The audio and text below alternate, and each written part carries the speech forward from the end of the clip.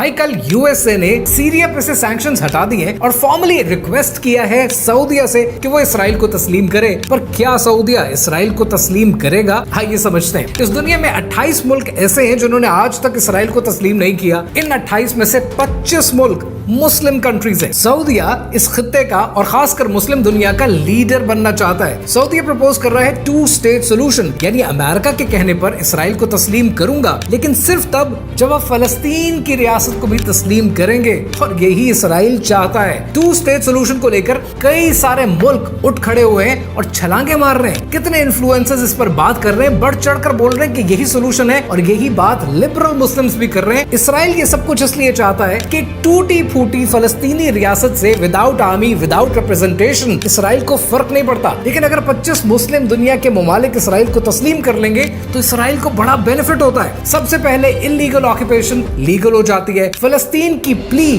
खत्म हो जाती है, इसराइल को ट्रेड रूट के ऊपर, इंटेलिजेंस के ऊपर, रिसोर्सेज के ऊपर कंट्रोल मिल जाता है, ग्रेटर इसराइल के रास्ते में हायल या आखिरी रुकावट भी निकल जाती है, and the worst of all, मुस्लिम उम्मा की कमर टूट जाती है। अब ये सब बातें जानना आपके लिए इसलिए जरूरी है कि कुछ दिनों में आप ये देखेंगे कि 2 स्टेट सोल्यूशन आपके यहाँ नॉर्मलाइज कर दिया जाएगा। लेकिन तब आपने ये जानना है कि ये गासिब था, गासिब है और गासिब ही रहेगा, जिसको हम नहीं मानते। फलस्तीन की रियासत पर, उसकी जमीन पर अगर किसी का हक बनता है तो वो सिर्फ फलस्तीनियों का।